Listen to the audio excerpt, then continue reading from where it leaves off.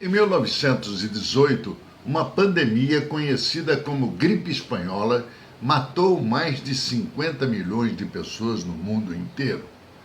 O governo brasileiro a ignorou, tratando-a como uma gripe qualquer, até que os cadáveres começaram a se acumular nas ruas, trazendo desespero a uma população sem hospitais.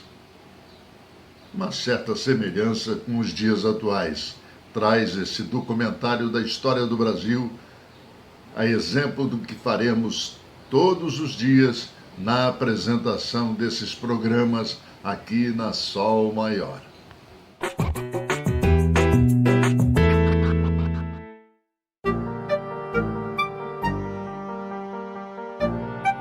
O brasileiro já viu esse filme. Ruas vazias, lojas e restaurantes fechados, cadáveres empilhados nas calçadas. Coronavírus? Não. Gripe espanhola. A pandemia que matou mais de 50 milhões de pessoas no mundo inteiro há pouco mais de 100 anos. Em 1918, a Primeira Grande Guerra Mundial estava acabando, deixando um saldo de mais de 5 milhões de mortos. Mas algo muito pior estava a caminho. A gripe espanhola, na verdade, não nasce na Espanha. Os primeiros casos surgem em alojamentos militares nos Estados Unidos e numa base inglesa na França. Mas como a imprensa dos países em guerra estava sob censura, a notícia da pandemia começa a aparecer mesmo nos jornais da Espanha, que não participava da guerra. A gripe, causada pelo vírus influenza H1N1, se alastra rapidamente pelo mundo e em setembro de 1918 chega ao Brasil a bordo do navio inglês Demerara. Mas é claro que existem teorias da conspiração que dizem o contrário. Foram os alemães que engarrafaram o vírus e jogaram nas praias brasileiras. De uma hora para outra, milhares de pessoas infectadas começam a morrer. Carlos Seidel, uma espécie de ministro da saúde daquela época, não dá muita bola e diz que a espanhola é apenas uma gripezinha de caráter benigno. Ele não decreta quarentena e ainda propõe censurar a imprensa brasileira, que leva pânico à população. Mas são justamente os jornais que revelam o que está acontecendo aqui e no resto do mundo. Para vencer a pandemia, o remédio conhecido é isolamento e internação hospitalar. Como não há hospitais públicos no Brasil, o desespero é geral. As pessoas procuram as delegacias e as farmácias em busca de orientação. Vende-se de tudo. Água tônica de quinino, elixir milagroso, sabonete.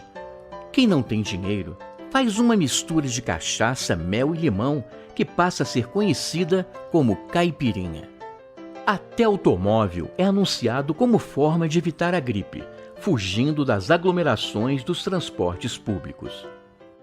Mas nada disso adianta. Em apenas um dia, a cidade do Rio de Janeiro contabiliza 920 mortos. Faltam coveiros e os corpos apodrecem nas ruas. Por isso mesmo, a polícia tira, à força, pessoas de dentro de casa para ajudarem nos enterros, que eram feitos sem velório e muitas vezes em plena madrugada. Pressionado, o governo coloca o renomado cientista Carlos Chagas, que havia trabalhado com Oswaldo Cruz, no comando da saúde pública.